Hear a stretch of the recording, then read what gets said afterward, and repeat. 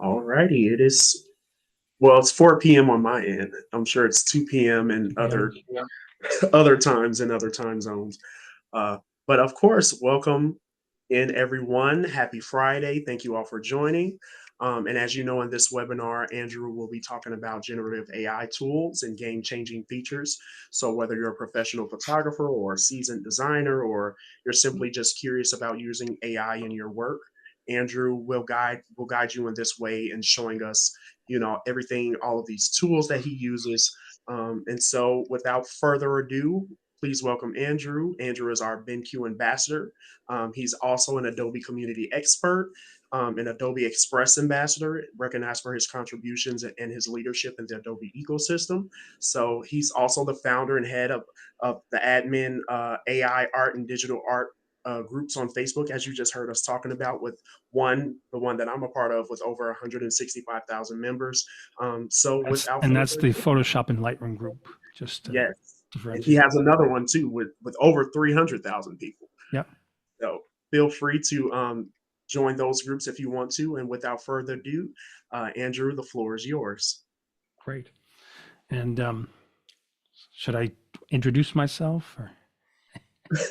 I kind of just gave an introduction, Yeah, I but was going to if say, right?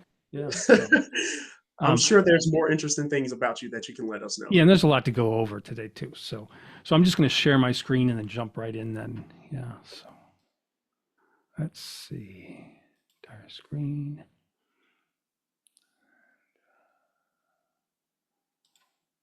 Share, allow, over. Okay, do you see a cat, Stephen? Yes, I can see it here on my end. Okay, great. Okay, so yes, here I am in Photoshop. I'm just moving a little zoom bar around. Okay, so here I am in Photoshop, and I decided, I've been working on different people images for a while, and I thought, everyone loves cats and dogs, so I have some cats and dog images today, as well as other things that come up that are related to the different generative AI features.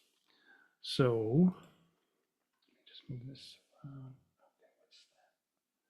Sometimes the zoom bar is a little strange.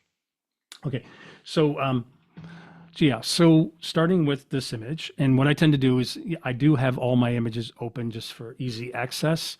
And people might say, well, why don't you use the tab layout in Photoshop? I just like kind of free form. And then what I do to focus is I just hit the F key. So once I'm in the F key, I have a neutral gray background to see color well, and it hides all the other open documents.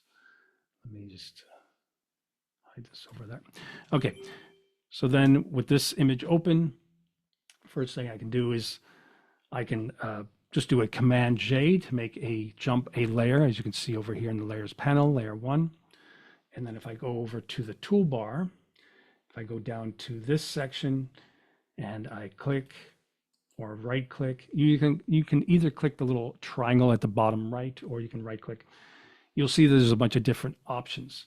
So, they've had spot healing brush for a while, but I wanted to show you the remove tool, which is a nice AI tool. So if I choose the remove tool, as I go over, you'll see that it's a tiny brush. So if you use the left bracket, you go even smaller. If you use the right bracket, you can go larger.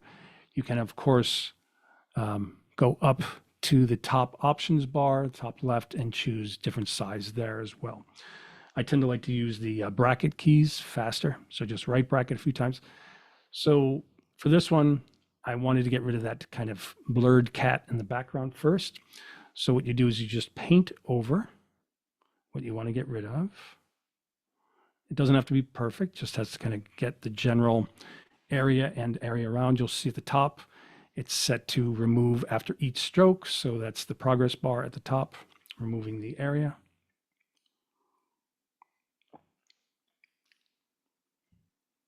Magic. Now you'll notice if you go to the properties panel, unlike the regular, say, remove with Adobe Firefly, you do, if I hit view more, that's just kind of discover areas, but you'll notice that you do not see like a sequence of 3. So with the remove tool itself, they treat it just like the healing brush. What you see is what you get. If you didn't like it, you could do a Command Z, go back. Um, but I'll show you another way. So that was before, that's after. Now with this cat in the middle, what I tend to do is choose the lasso tool, and I just make a loose selection around the cat. And so the thing that I'm curious about is how well it will rebuild the kind of like brick wall behind, as well as that rack that is on top of the car. So I'm hoping that it'll create with that rack that it'll be a steady horizontal line, that it won't be bumpy or off. And so after I make that simple selection, you'll see that there is a contextual taskbar at the bottom. It has a bunch of different features now. And then if you click the three dots, you can also hide that bar if you don't want to use it, and you can pin it. It's already kind of defaulting to pin the bar in a position. But in my case, I just want to choose Generative Fill. And then they ask you, what would you like to generate? So if you wanted to replace the cat with some other, like a dog or some other object, you would type that in there. Otherwise, you just hit generate. So you hit generate on the right. You see the progress bar on the right, and you'll see that the properties panel on the right side pops up, and you can see the progress in those three little squares. It's showing that there's going to be three variations. So it did a great job, and I'm very happy with the fact that that rack that is at the top, for tying skis or other packages, whatnot, is solid. It's not bumpy. But just out of curiosity, I can go over to the variations on the right in the properties up here, and I can click on the different ones. So that one got funky. So that one picked up some other information and placed it in. So I would consider that not successful. So once again, the first one, nice and clean at the top of the car and the rack. Second one added some weird kind of shape. And then the third one did a pretty good job too. So the top of the car and the rack is continuous, doesn't have any kind of cut up areas. So I have the first or the third I can choose from. And then you'll also notice in the taskbar at the bottom, it does say one of three. So you can click the right arrow, and it's the same thing. You can cycle through the variations. Maybe I'll keep that one, it's cleanest. So you can see that just by using the remove tool, you can get rid of one object, and then with the selection and then using a generative fill, you can remove an area. Now, just out of curiosity, so what I tend to do is, if I'm happy with the way that it's removed, I'll see that you'll see that there's the icons for a generative AI type of layer. Generative fill, it says, and it does have a built-in layer mask. So if I wanted to bring back some of that information from the original image, I can do so by painting. Otherwise, if I'm happy with it, I can just do a simple Command E on a Mac, Control E on a PC, and merge down. So it's just a solid layer. And then on that layer, if I'm curious, I can choose that lasso tool, which I'm already in, go over here and just make a general selection. And then when I go to that taskbar and click on Generative Fill, here's where I can say, like, I don't know, dog. So just dog, and then I hit generate, and then it's generating with three variations.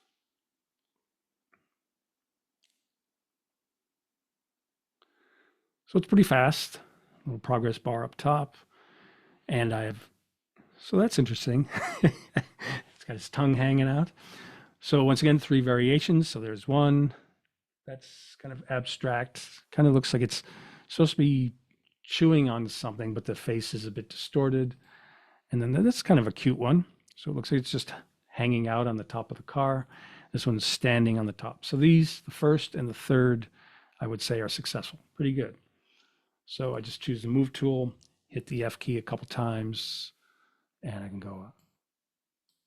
So then with this, once again, I'll just show you those options. So you do have spot healing. So if I choose spot healing and make the brush a bit bigger, I'm going to do a Command G first too, so I can see before and after. Um, okay, now be careful if I do um, well, it's doing it as I go, but it's kind of weird that the preview is dark like that. It kind of threw me off. I thought it was brushing with a color like black, but it's just yeah. See, so it's not as successful. I've noticed that the spot healing brush has these kind of bits and pieces. So if I just simply go back to my history, go back to layer via copy, and then get out of that, and I choose the remove tool, hit F, so I'm just focusing on that image. I can just paint, and you get a nice kind of preview, this kind of pink overlay color, and I just follow the form. It can be a little loose around it. And then for the leash here, I don't need, well, it's already doing it because I let go of the brush. But for the leash, I would choose a small, oh, it did a really good job. So you can see the path is following nicely, and it's also detailed in the front, which is great, and then goes into blur as the depth of field. So what I can do is I can just hit the left bracket, make my brush smaller, and then I can just paint the leash on the right. Just remember, don't let go or it will start doing the remove. So I just keep holding the brush down as I paint until I get to the end. And once I let go, then the removing area progress bar up top pops up. Pretty good, right? And so, yeah, with the remove tool, you don't get variations, just the solid kind of retouched out. So before, after, pretty nice. And then I can clean up little things too with the remove tool. So this kind of fall looking leaf doesn't really match the green. So I can select that area and then kind of blend it in with the rest of the green foliage. Yep, there we go. Any questions, Stephen? No? So far, not yet, but if any of the viewers have any questions, feel free to put it in the chat box and we'll answer them. Great. So then, I've pretty much shown the power of the remove tool and the generative fill, but I just wanted to try another image or two just to see what the challenge is. So in this case, I picked an image of a cat whose the fur color is very similar to this kind of brick wall that it's on top of, and especially where the tail blends in between areas of the broken up kind of brick or the wall. I want to see how good it will be with making it just a solid wall and not keeping any remnants of the cat. So, but before I do that, I want to I want to do something that I'm very curious about as I see this image. So I hit F, so I'm just in the image. Okay, so just in the image, I zoom in a little bit. I notice that it looks like another cat took a bite out of its ear. So before I do the bigger fix, I'm going to choose the lasso tool and I'm just going to select the top of its ear, go slightly around it. I'm going to hit, well, first I'm just going to hit generate and see if it knows to fill it in. But I'm very curious if it'll fix that.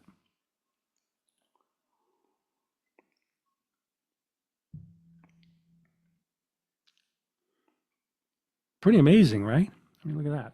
And then once again, because it's generative fill, you in the properties panel, you get a nice quick preview up here of the different variations, and they all look solid. So that looks good. That looks solid.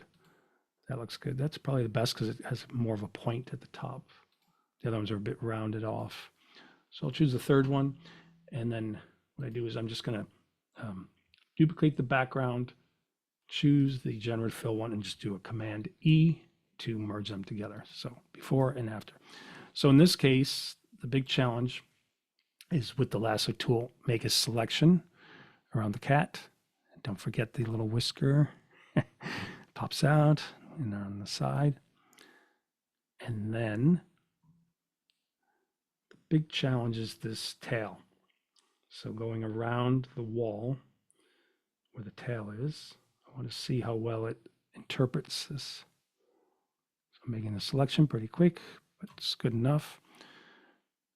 And then just holding the shift key, I can add to that selection where the top kind of whisker was. Okay, so it's a pretty good selection. And then I use Quick Mask as a way to just kind of see how good selections are in general. So if you're curious, if you hit Q, you can see where the selection is, how well it's done, if there's any areas that need more to it. And I just hit Q again. And then just to change that functionality, if you go down to the bottom of your toolbar, you'll see like a rectangle with a circle, dotted circle. If you double click that, that's where you can choose. I choose selected areas. And then depending on the image I'm working on for the preview, you can choose a color. So if you click here, red is fine with this, but if I was working on, say, a red car, I could change it to blue as the preview color. And I usually bring the opacity down to around where it is now, 42, 40%, so I can see through a little bit to make sure I'm getting the image. So just okay and okay. Okay, so now it's selected. So it's the same idea. I just hit Generative Fill and then hit Generate. And then progress bar up top with the 3 variations. Very curious to see what it does, especially with the tail area.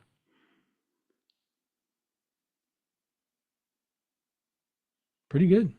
So yeah, it just rebuilt the edge of this wall where the tail was. It didn't keep any kind of remnants, didn't get confused about the similar color as well as texture. There's even similar texture. And if I go back to the properties panel, I can click to go through. So this is the first one, second one, third one. They're all pretty successful. I would even say that the first one's fine with the edge of that wall. So just click that off, zoom out. Okay, and then I just hit the F key a couple times. Okay, and then one last one. I just want to see what it'll do with the color. So if I make a quick selection, how well it will blend. There's a bit of a gradient up top too with the depth of field in the back. So I'm just gonna hit Generative Fill, Generate.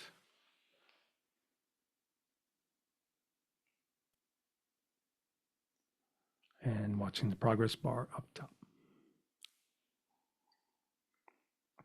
Pretty seamless. It's pretty nice. Does a great job. You know, it makes me kind of cry about the years ago when I had to do retouching where I had to rebuild stuff like this. So you'd have to either, you know, do very intricate clone stamp retouching, or you'd have to get stock imagery of, say, the flowers, or if I'm rebuilding like an arm of someone, I would have to do that kind of painstakingly. Now it takes what, 30 seconds for me to generate a new image from a selection. They're all pretty good. So there's that one, and that one. I kind of like this one because I see that there's some darker reds in the flowers, or kind of wilted flowers in the front. So it kind of matches it more for me, the middle one. So I just do that. Okay. So that's that. Okay. So then move these down.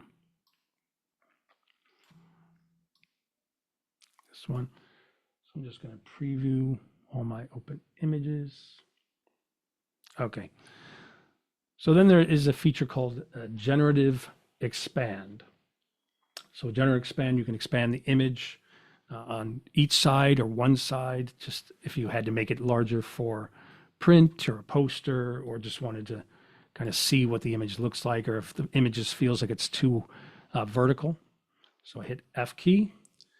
I think I don't necessarily even need to make a new layer, but I'm just going to make a new layer just in case. And then I just choose the crop tool. And then the key to this is once you use the crop tool, you see the bounding box around. But if you look up in the options bar up top, you'll notice that it says fill is background. So you want to click on that. And then it says generative expand or content aware fill. So if I choose generative expand, and then in this case, I do want to do both sides. On a Mac, I just hold the option key in the middle kind of tab area of that bounding box. And when I pull, it does both sides simultaneously. So say I want it to be more that size. And then what happens is it just kind of lets you know what the dimension preview is, but it's not doing it for you. So you just look up at the options bar and you'll notice that there is a check mark. So once I do that, then you'll see the generation happen.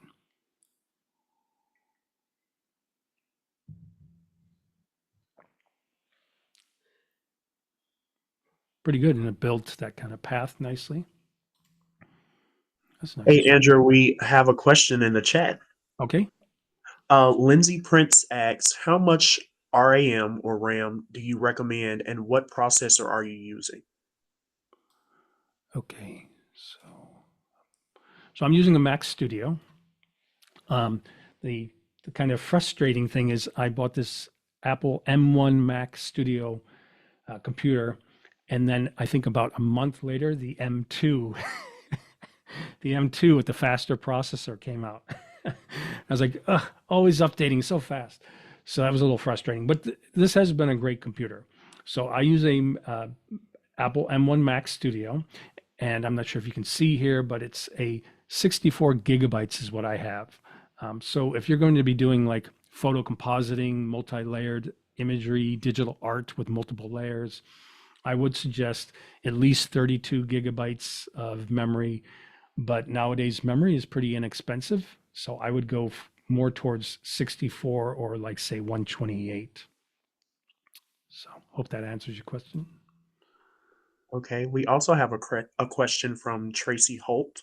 Okay. She asks, is the resolution lower in the generated portion of the expand? I think that used to be an issue, but well, and that is a good point. So what happens is with the generative expand, if I turn off or even go back to well, you still can see the gray on the sides, but if I zoom into the original image, you'll see that this path is pretty sharp with the detail of kind of like the stone and the bits of grass. And then when I turn on the generative expand layer, you do see automatically that yes, it is kind of blurred out. So that is just an issue that Adobe needs to work on. That you know it does a great job at matching. Like the fence is connected, and then if I go to the properties, you'll see that they even give you a variation where the fence is turning around the bend, and then there's another variation. But that was a good point. Is that if you zoom in, it's just not up to par in terms of quality. So I think that is something that they're working on. But yeah, it goes from sharp original image to this kind of blurred image. So, yep, good point. Okay. But yeah, I just wanted to pretty much just show, what that AI feature is, that technology. Um, Now, I'm curious, though, if I have an image like this and I wanted to do just say one side, let's see if the kind of blurry quality is the same. So new layer, I choose crop tool, and then I make sure I go up to the options bar instead of background defaults. Um, I choose generative expand, which is weird because I just used it. So I thought it would be kind of sticky and stay to generative expand, but it didn't. So that's why it's always good to double check your options bar whenever you choose any tool. So it's now the fill will be generative expand. And now I'm just going to pull the right side a bit. And then you still have to click the check mark up top, and then it's generating. And then we'll see. Now, the fact that the front area, this kind of depth of field, the front area is the blurred area, and then the focus is on this house. So it looks like it might have done a better job because it could naturally blur that area. And so the areas in the middle are not so bad. Yeah. I don't think it's as bad as when I did both sides. So it's sort of like the fact that it has a blurred area made it so that it was progressive. So, any other questions? I actually have a question. Okay, So with the updates, what would you say are the most significant improvements with Adobe's AI over the past like year or two? sure. So let's see if I go back to this image. Where's the cat? Okay, so when I worked on this image, or not that one, so many images. The other cat image, where are you? Not that cat, not that cat. I should have named all the different images. Is it the bottom right? That's right. I'm probably confused because there's now a dog there. So if I hit the F key and I just turn off the top and the second there. Yeah, thank you. So when we go to the original image here, you'll notice that I chose the under like the healing area. You have the spot healing brush. So the remove tool is like a really great tool that they came out with somewhat recently. And as I showed you, the spot healing brush was a bit kind of sporadic and didn't do a solid job, whereas the remove tool was pretty solid and great. Um, so, they've had the healing brush, patch tool, a lot of these tools for a while, but the remove tool is pretty new um, and unsupported. And then I'm about to show you some of the other great features that is a newer feature. So let me segue into that. Okay, so we went over, remove tool. Oh, that's another thing. So you did ask a good question, which reminded me. Uh, One thing that I could also show that's quite cool. If I'm in the remove tool and I go here and I click on this image. So as I go to this image, hit the F key, you see these unsightly wires going through. Like besides that, it would have been like a nice photo, nice kind of color palette to it. But you have those kind of ugly wires coming through. So I just do a Command J, and then what happens is when I have I've chosen the remove tool, when I go up to the option bar, it says remove after each stroke, generative AI on. And so if I were to click and drag, I could, fix one line, then another line, then another line. But instead of doing all that work and then having to go over with a smaller brush to the areas at the bottom, there's now this section, which is pretty new, where I can just say find distractions, click, and then it says wires and cables. So just by clicking wires and cables when I'm in the remove tool, it reads your image, looks and finds where the wires, cables are, and pretty quick, pretty amazing, right? And then because you used it with the remove tool, once again, it is not giving you like a series of 3. So whenever you use the remove tool, it's just kind of direct on that layer. And that's why I always create a new layer of the image, Command J on a Mac, Control J on a PC. So I can toggle it before and after. But pretty nice, and it did a really good job with the tiny little kind of arbitrary wires that were at the bottom of the image. So it's that. So therefore, I'm curious how that will do with other images that are similar. So, and then I have kind of a sarcastic image I want to try. So, We also have two more questions in the chat. okay. We have one from Tom Myrick. He said, "This works really well, but I'm having problems with the ethical considerations. These are now AI generated photos when before they were real photos. What is your opinion on this?" So, so I know that, Adobe has a content authenticity initiative. So if you have something that's like AI or you want to check if something's AI, you can go to that site.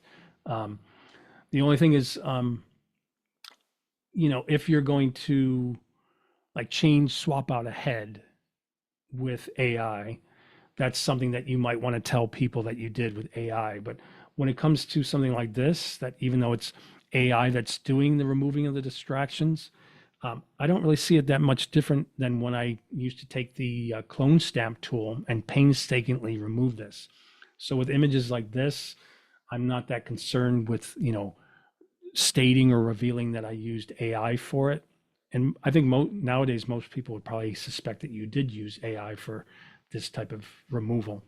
Um, but if I am swapping a head or something like that, then I'm more likely to state um, head swapped with AI elements, or even specify what the exact AI tool that I used. Hope that helps. So yeah, so here's Okay. just another question. Yes. Okay. One last question from David Rapp. He says, seeing as a raw image contains more original data compared to a JPEG slash PNG, does it really make any difference in the results? Well, that's kind of more of an image quality question where, say, I was going to, well, I'll just show it. So, say I was going to do tonal and color correction, and this is originally, if I go to Window, you can see all the open images I have. And so, yes, of course, this is a JPEG. But if it was a raw file, I would either bring it into the camera raw filter, and I'll go there now in Photoshop, or I would use Lightroom. And then when I go into, as an example, and it's the same processing engine here in Camera Raw as it is in, say, Lightroom Classic. But say I were to go in and, make this a little bit warmer and then tweak the lighting. So I were to tweak the lighting and things like this. So I open up the exposure, the contrast, pull back the highlights, bump up the whites, and I can see it before and after at the bottom. If I do something like this and I hit OK, I go back to Photoshop. It's pretty much etched into my image. And so if I do other things like removing the wires and then save it, that's it. But if I had, like, if it was a raw file that I was working on in Camera Raw, or more likely in Lightroom Classic, then it would treat it as kind of like metadata, that it just kind of builds that information and it's non-destructive. So I would be able to go back like in a week or a month's time and say, "Ooh, you maybe I opened up the exposure too much," and I could bring it down, and that would be part of like the image that's in Lightroom. And then if I wanted to save it as a finished image, as a JPEG or say a TIFF for print, then I could easily do that on the export with the export button in Lightroom. So yeah, raw is always better for quality, especially for tonal color correction. So cancel all changes. Yes. Okay. So back to the wire thing. So as I said though, is if you go to the remove tool, you could painstakingly do like one wire at a time, and then you would, it says removing area, and it should just do that middle area because that's all I selected. Boom. But there's so much to do. So I'll just do Command Z. I have the remove tool selected, and then I once again go up to the options bar, find distractions, and say wires and cables. Now, one thing that you'll notice on this image, I suspect will happen, is it'll do a good job getting rid of some of the wires and cables, but then of course the the pole that is holding those wires remain. And so you're still going to have to do some work. So the wires got cleaned up very nicely, but then you're going to, have to choose like the clone stamp tool,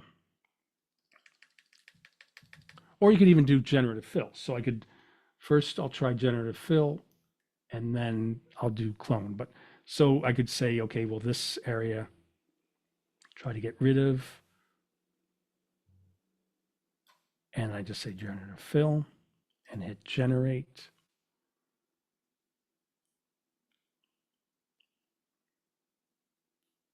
I mean, when in doubt, you can always try generative fill. And then if it does a kind of funky job, then that's when I get more specific. It did a good job here, so I'm fine with that. And I do get 3 variations. So I like the house here on the right, kind of more condensed instead of this one where it has this weird kind of brown area going beyond the roof. And that was all right, but this one looks more realistic. And then what I'll do, as I said before, I will select top generative fill layer in layer 1 and do a Command E. And just, this is before. So, I mean, it did a pretty amazing job getting rid of those wires. And then I just have to do a little bit of work where I might get rid of this pole on the left as well. Now, if I'm going to do something like this, that is pretty much a straight object, instead of using the lasso tool, I'll choose the polygonal lasso tool. So I can just do click left to right, and then I can just go straight down.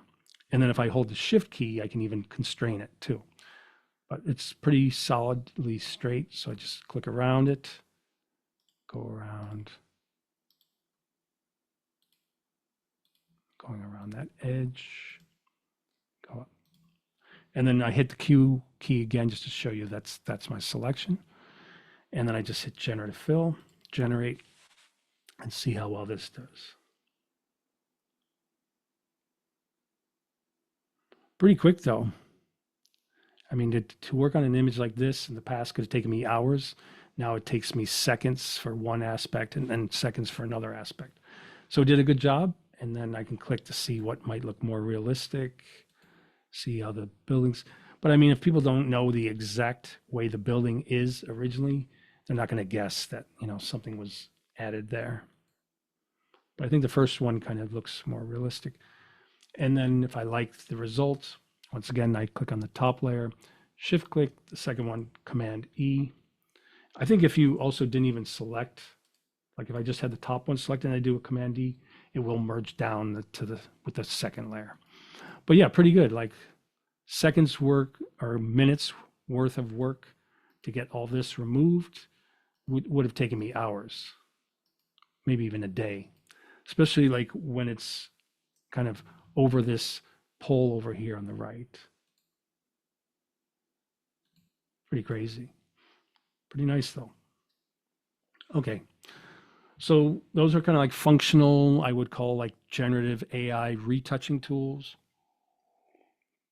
And now for some of the fun things you can do with generative AI. So you can do a thing called generate image. I'm just looking over at my notes to try to get a creative prompt, text prompt that I created. So let's see here.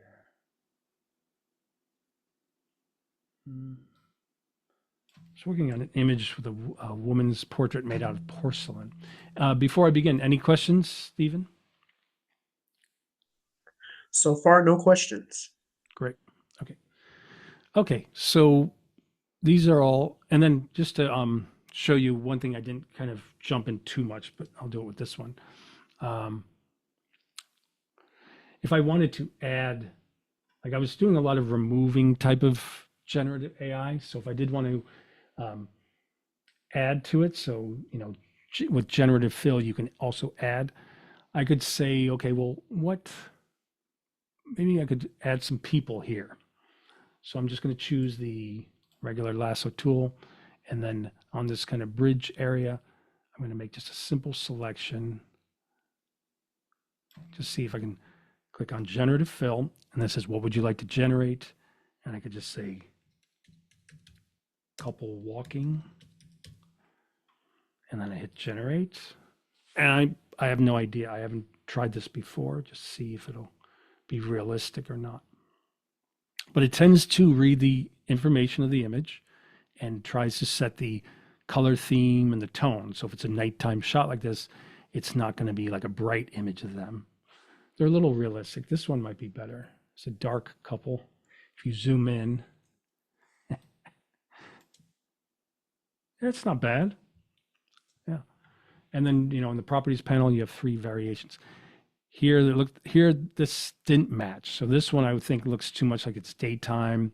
They look like they could be on a field somewhere. This one looks like a couple that could be walking on the bridge. This looks like a couple that could be looking over the bridge. And then, of course, once I have the image, if I liked it, but I felt like they were too bright, I could do something like just pop up the curves, Command M, and then, Now the problem with that though is if I darken them, then you'll notice, and I'll do an extreme just to show it. It's like a cutout, so it darkens the area around them. So if I were to do any type of fixing of the image afterwards, I could say, okay, well, that's maybe more the appropriate lighting I wanted. But then I have that dark area around. I would just zoom in a bit, holding the space bar. I get the hand tool to pull down. And then I click on the layer mask that you see here on the right in the layer panel. And then with the brush selected, that's a large brush, I hit the left bracket to get smaller. And then you always want to check your options bar. So in this case, I have 100% opacity, but the flow is 43. So I'm going to make that more like a like a 93 is fine. And then with the foreground color set to black, I can paint. And when I paint, I can erase that background area so they naturally kind of blend into the surrounding area. So you got to do a little work. I mean, it's pretty nice that it can generate a subject for you, but you got to do some work like this. So if there's some extra areas around, you got to clean it up. And I always tend to turn on and off my layer just to see what the background is, to see if it's looks like it might be better if I leave some of the original or if I should erase all of it. But for most part, I erase most of that background area so they kind of blend in with the background a little bit. I might have to hit the left bracket to make a smaller brush.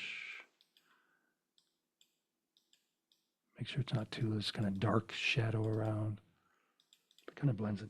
And then, of course, when you zoom out, no one's going to see the details. But now it looks like, it kind of matches up more. So that's, using Generative Fill to add an element. Okay. And then now to the real fun part of using Generative AI in Photoshop. Like I said, I made a text prompt for a theme. And then with this one, I don't use an image I already have. I'm going to either go to File, New for a new document, or as you can see on the right, it's Command N. So I just do a simple Command N. And then for new document, the nice thing about Adobe Photoshop is it does save a lot of your recent items. So if you tend to use a certain size, as I do, 2048 by 2048 at 72, which is good for when I post digital art or images on Facebook. I can just choose that again. If I'm creating a banner for, say, YouTube or a live event I'm doing, here is a 1280 by 720. You can also do saved. So as you can see here, here's my 2048 by 2048. And then also the banner, I even titled it banner. So that's a larger one, 640 by 856, but it's in the same kind of proportions. So in this case, I just want this one. And I'm just going to say,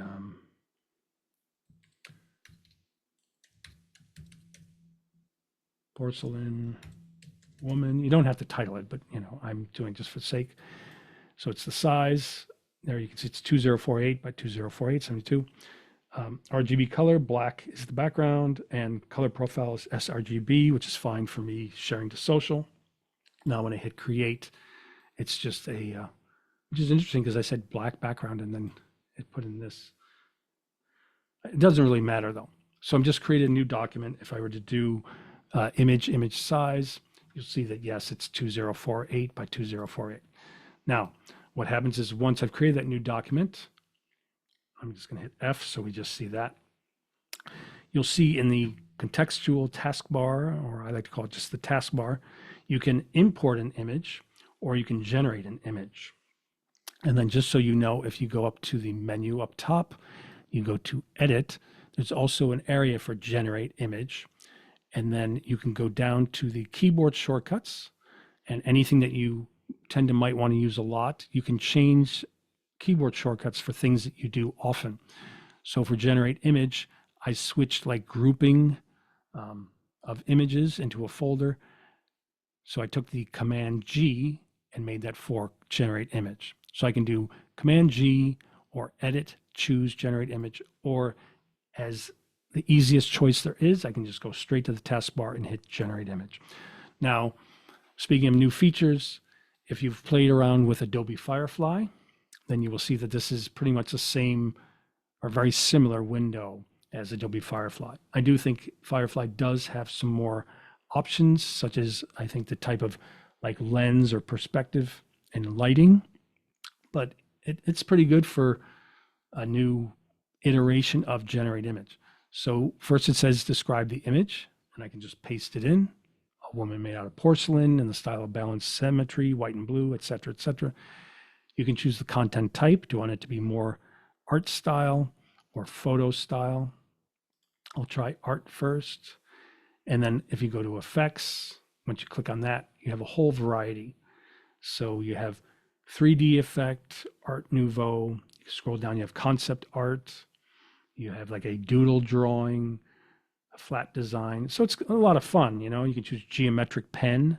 So there's a lot of creative different stylization effects you can choose right there. You can even break it down into movements. So Baroque, Bauhaus, film noir, and then there's different themes, 3D, animated, cartoon, techniques, effects, materials, and concepts. So if I go to materials as an example, they have a pretty creative one for layered paper. So for certain kind of cute or fantasy images, that might be a really nice selection.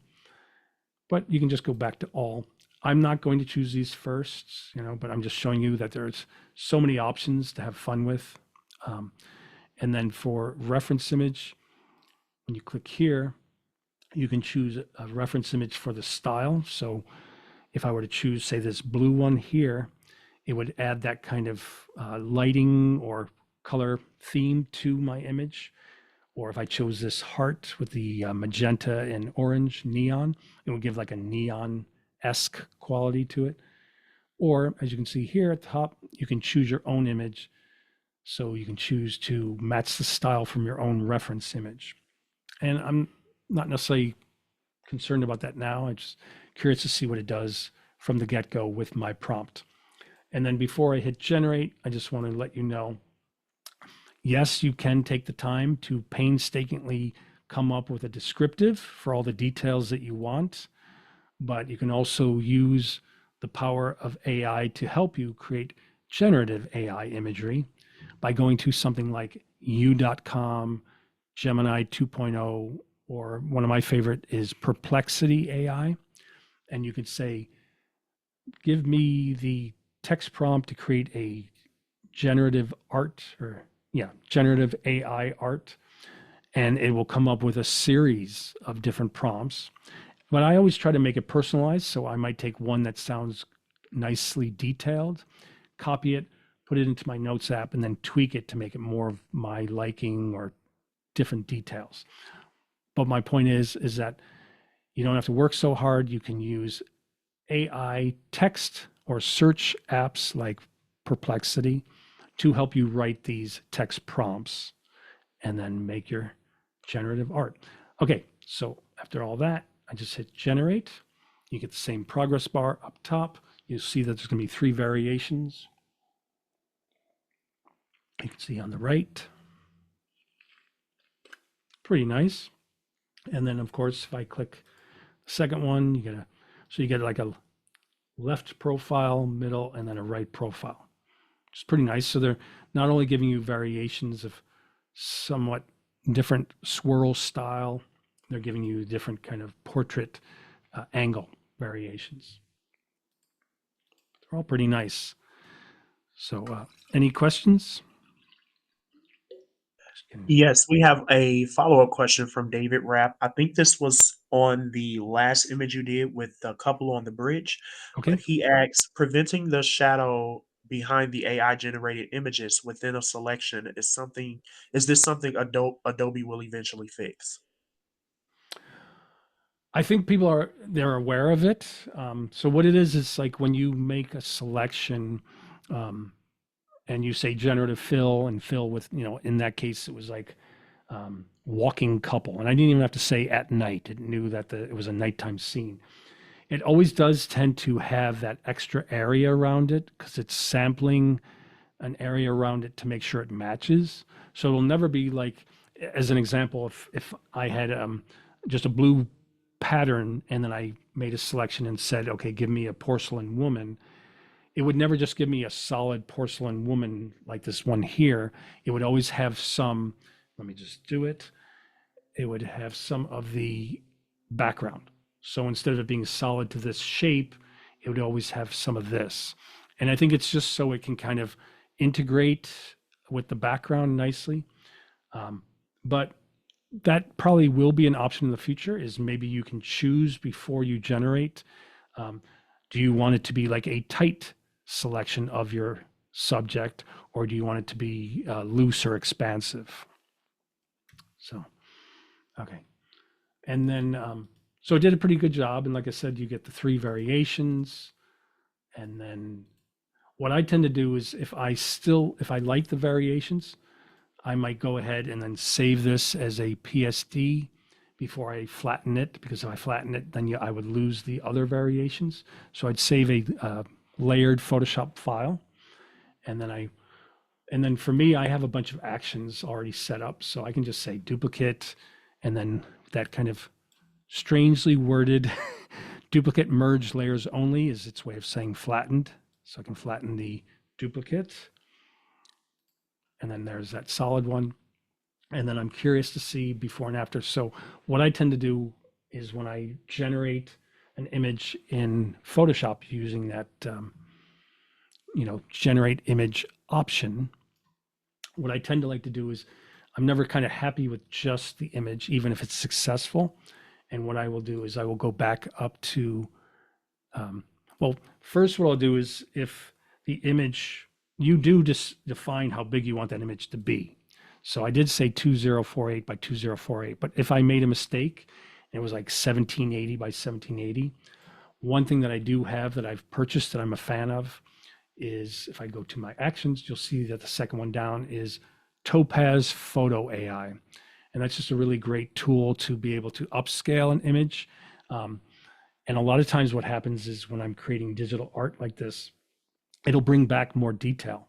So it'll take some of the blurry areas and really sharpen them nicely. So it's a wonderful tool. In this case, the size that it is now is the size I want it to be, but I do want to edit it. So I'll go up to filter, camera raw. And then one thing just to know, if you've been working on images and you go up to filter and you see that there's camera raw filter up top, you don't want to choose that. What that means is these are two things that I've worked on recently. So if I choose camera raw filter, it would just apply the last settings I used in the camera raw filter onto this image. I don't want to do that. I want to go into camera raw filter down here in the middle. Once I do that, I go into the panel and I can choose my own options. So I tend to do a command minus to zoom out just a little bit, go over to the basic panel, and then under color, I decide if I want to give it a punch to make it a little bit more blue, or do I want to warm it up? So in this case, a little bit more cool or blue. And then vibrance, I'll move that to the right to just see how much it does. And I tend to focus more on vibrance and saturation. With saturation, it tends to be heavy hitting. In this case, it's not too bad. It's a little bit bright here, but certain images, saturation will really kind of overdo very quick. And the name of the game with all of these sliders is subtlety. But do know, of course, if you go to the far right, you're not stuck there. You can either just pull it back, or if you double click the tab, it goes back to the default of 0. But I tend to, focus on vibrance. And then for light, that's where I can do my tonal correction. So I can open it up a little bit. And that kind of hits hard. So exposure, a simple slide, I'm already at 0.20. So just be aware of that, all of a sudden you're at like 0.55. So, just watch how fast it changes. So 0.20 might bump up the contrast, and then some of the shadow on the cheeks, I might bring back by moving the highlights negative. So if I'm using negative, it brings it back. But I like the contrast of the brights. So I'll bump the whites to the right, like a +10. And then at the bottom middle right, if I click on this icon, you can toggle the before and after. So it's pretty warm, maybe too yellow. And now it's a bit more contrast, a bit vibrance of the blues, and has a more of a porcelain quality and less of that kind of yellowish quality. And then under effects, I will go to texture and just slightly go to the right to bring some sharpening to the details. Though I was watching some videos on YouTube recently where they're talking about, the fact that sharpening in programs like Photoshop, you're really just bumping up where there's a light area next to a darker area. It's not as if it's going in and truly sharpening. It's just bumping up the contrast of those two areas. So I was practicing with also seeing about getting the effect of sharpening by just also tweaking more of the curve. but it will change the tonal range. So you have to be kind of sensitive of what you want to focus on. But already, if I bump up the highlights there, bring down the midtones a little bit, it kind of feels or looks that it's a little bit sharper. But I'm not too concerned with texture. I'm not a big fan of clarity. Clarity tends to overdo and can get grungy real quick. So I tend to use just a little bit of texture. And then dehaze would be only if the image has a kind of um, hazed out or foggy area. Um, and as you go to, but that can change the color too. I've noticed color shifting and kind of it denses. So it makes like around those eyes, you can see it became very dense. So, um, and then, after I do something like the texture, that's plus 13, I'm not sure if I really need to do sharpening, but I could do sharpening. And the one trick I've always loved with Camera Raw and Lightroom is if you bump up the sharpening to, as an example, 29, 30%, and you want it to isolate on just the detailed areas. On a Mac, you hold down Option. On a PC, you hold Alt. And as you move the masking slider, it starts off with white. That means everything's being sharpened. But while you hold the Option key on a Mac, as you pull it, only the white areas are being sharpened, the black areas are being protected. So the smoother areas stay smooth, the detail areas get sharpened. So it's a nice kind of focused way of sharpening. And that's before, after, and then I just hit OK, and then it brings me back into Photoshop. So I can just see the before and after. Any questions? Yeah, one question from me actually. Mhm. I know when generating this art, each artist has their own kind of like style. So, in your opinion, Andrew, like you gave it this, the AI, your prompt and everything like that, and it generated this image. So, how do you go about making this image your own, if that makes sense? How do you put your own creativity upon this? Like, would you Sure. continue to use generative AI to say, make the flower on her right cheek orange? Like, what's the process of Good, making this image your own? good question. Yeah. So the first step is, any image that I work on, I do enhance it like I just did with Camera Raw. And then one thing I like to do is I'll tend to, so you see that you have the background, which is the original, then we have layer one, and then I'll do another Command J. And then with this, even though it has the same, I must have set the settings so it says layer one, even though there already is a layer one. So instead of layer one or layer two or layer one copy, it's the same exact name, whatever. Doesn't really bother me. But what I can do is I can go back to Camera Raw, and then what I tend to do is I like to play with like a duotone look. So what I'll do is I'll go to the top and I'll convert it to black and white. And then I tend to go to the light area where I'll bump up the exposure and the contrast to play with the kind of contrast, the good quality of the black and white. I don't want it to be too kind of medium tone. I want it to have a nice contrast. And then I'll pull back the highlights to get some depth with that. So that's the original. Now it's the black and white with that kind of contrast. And then if I go down to color grading, you'll see that you have midtones, shadows, and highlights. And so you have all of them here that you can just jump to and move the sliders, whatever. But I kind of like to work larger. So I'll click on the specific areas. So highlights. And then for highlights, I might say, okay, well, for the lightest areas, maybe I'll give it blue. Now, if you click on the color wheel and you're on the edge, that's, if you look down on the slider, you'll see it says 100. Once you move that circle inwards just by clicking and pulling, you're decreasing it and the slider moves with you. So the slider underneath shows you that it's now 50%, 40%, whatever. So you can get like a more subtle touch for like things like highlights. And then what I might do is say, okay, well, what would be a nice contrast with that for the darks? So I go to the shadows, and then under shadows, I have all these different options. If I click on, say, purple, I can get a nice purple, and I can make it, if I just move that wheel, that circle a little bit more blue, I can get like a bluish purple. If I move it to the right, I get more of a magenta purple. So I can decide which kind of range I want. And then it's focusing, once again, you have I like to use the wheel. So I click on the circle and then pull it towards the center to decrease if I want. But it does move the slider underneath, so I get to see the exact amount. So I click here and pull. It's now like 66% saturation.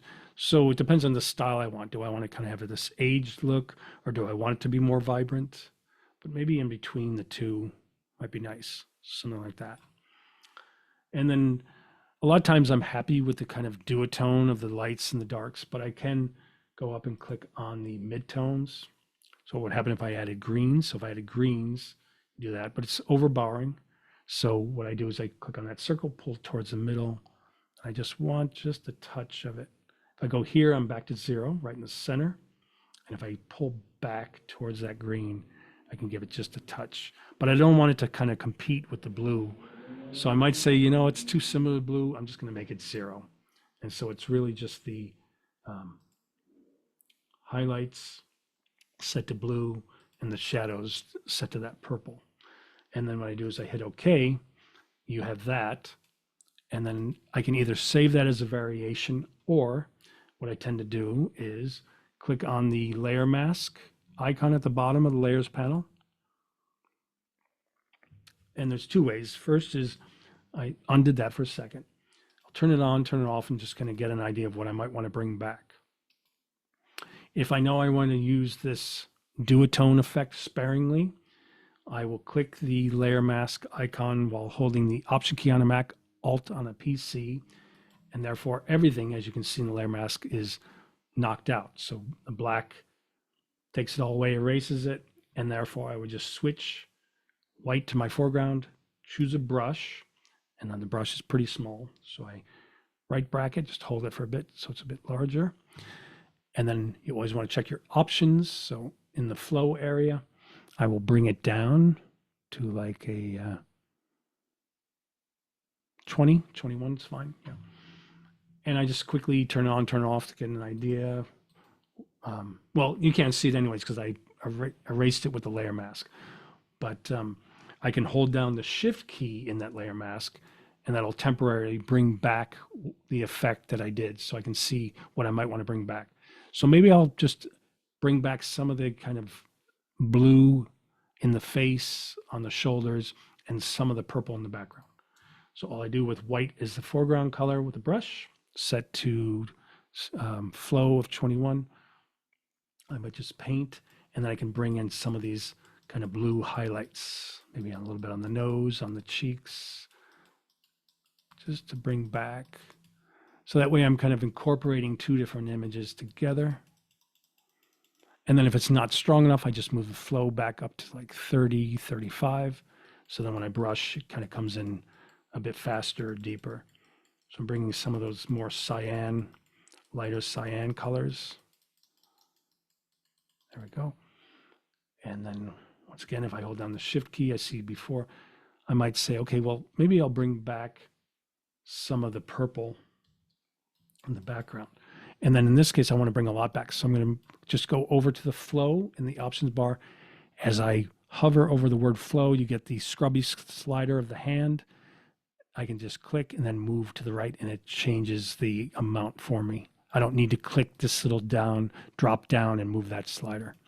So 67% should be pretty strong. So now I can just paint, and I can incorporate specific areas to have a bit of that purple while letting some of the blues stay, kind of shine through. So then it moves my eye around with the color. It kind of gives it a more surreal quality that I like. And so it's a mixture of the two. And then if I go here, I can add a bit more purple to aspects of, say, her shoulder, maybe top of the head, maybe on the sides a little bit. Yeah, so get nice purple on the sides of her head. So it started off that way. Then we got a nice kind of contrast brightness and a bump to the blues, and then created another layer where I converted it to black and white, and then did like a duotone with the highlights and the shadows. Any questions? So far, no questions.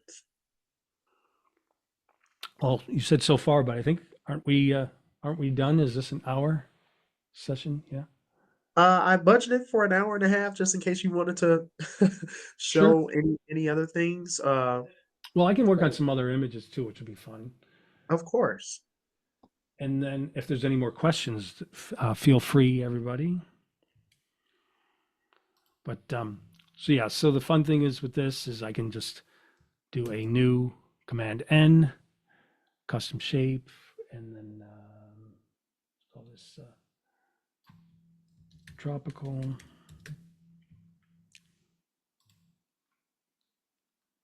And then there's that. And I can just say generate image. And then I can just paste in surrealist portrait, lady's face, blending with lush rainforest, exotic birds, art.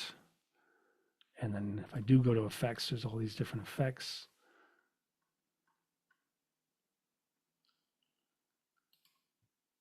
Now I am curious what it'll do if I go to materials under effects and choose layered paper this time. So then you'll see that it's checked, and then there's a little check on the left side. And I don't want to override that style, so I don't choose a reference image or click on style and then choose a preset image here. I just hit generate.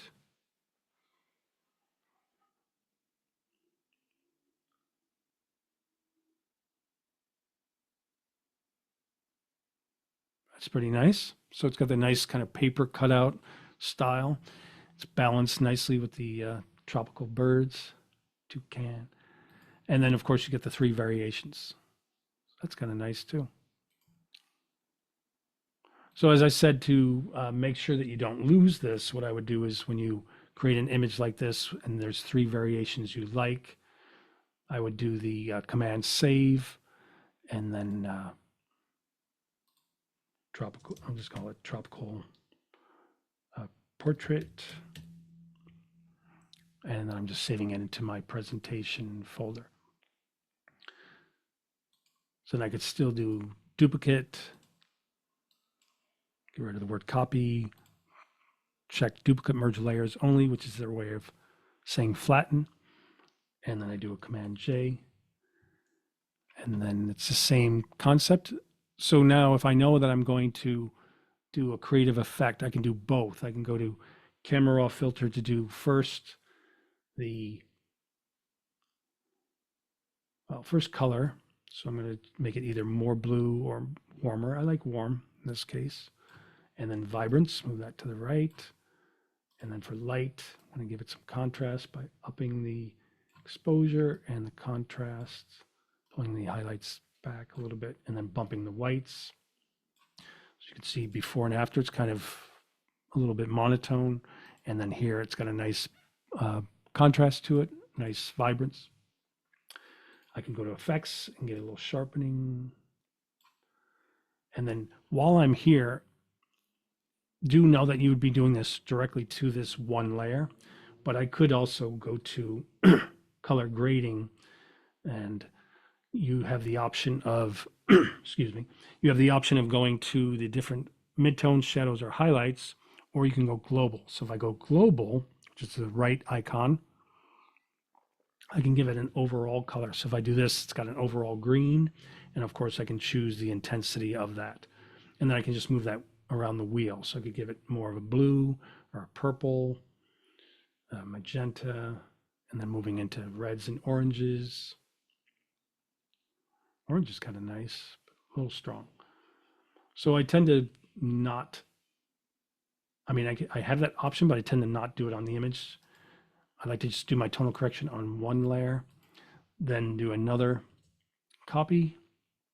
I might have to change that under here, the for the naming. Well, there's rename layer, but it's panel options. Yeah, so you could do like add copy to copy layers and groups. If I didn't want it to just have the same name. It doesn't really bother me though. Okay, but I made another duplicate of that one layer.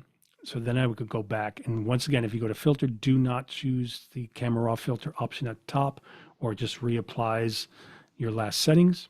You go down to the one in the middle. And then in this case, I could do something where instead of converting it to black and white and then doing the color grading, I'm just going to do the color grading right onto the image. So for highlights, I like the idea of a little bit of orange. So I'm adding orange to mostly the face and maybe down to like a 44, maybe a little higher, maybe like a 56. So before, after. And then for the shadows, select shadows, and then I tend to like blues and purples for shadows. So let me see what, if I go here for blues, it kind of just blends in. If I go to purple, that usually stands out a bit more, but maybe I'll do a blue. If I go towards the middle, it's 0 saturation. And then here is maybe like an 80, kind of like the darks of it.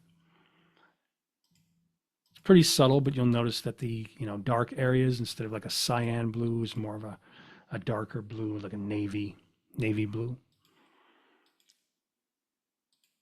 before. And then that might be good. And then that's one variation I have too. And then I might do another variation. And that's where I could go back to camera raw, convert it to black and white, and go to light, and then bump up the contrast. Maybe I'll pull the shadows down, shadows and the blacks to make it nice and popped. And then the whites, yeah, some bigger contrast. That's before, that's the black and white. And then I'm kind of liking the subtleness of this. So I could go to, if I do black and white mixer, you can also, it treats it like it's reading the color of the image, and then you can bump those specific areas to make them brighter or darker. And then if I go down to color grading, I can just choose, maybe global, and then see if I can do like a one color type of look. So something like that. But since it's tropical, maybe something like an, well, orange is not so good, it's red. But even like a cool blue. But if it's too strong, so that's like 100, I can just move it towards the center, which brings down the saturation to like 44. So yeah, keep it in the bluish. So that's kind of nice. And then I could just save these out as independent ones, or once again, adding a layer mask. Any questions? I have one last question for you. Okay. I believe that you're currently working on the new PD 2730S 5K monitor. So, can you tell us like how this monitor has impacted your work and workflow, even when it comes to color accuracy and color consistency? So yeah, I just connected that one. This one is the PD 322 5U though. Um, this nice 32-inch one, which I love the dark blacks, and just the color is great. But yeah, the PD 2730S is also wonderful, and I believe it's a 5K, right? It's a 5K monitor.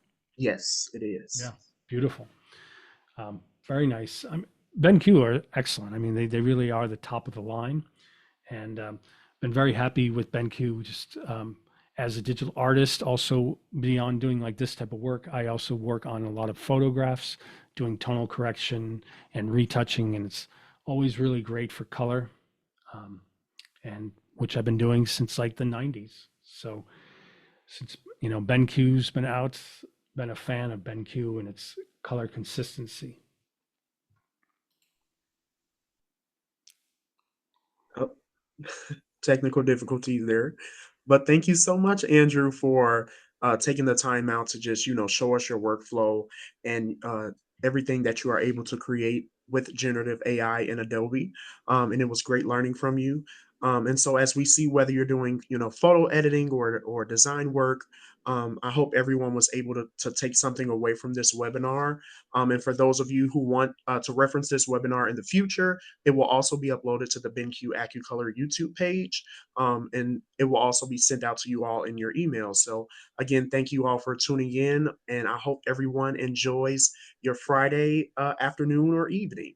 Yeah, hope it was helpful for a lot of people. It's so, one thing I really wanted to stress was showing how it's really great generative AI for like the retouching and like production work you might have to do, but it's also Mhm. wonderful for the creative aspects too.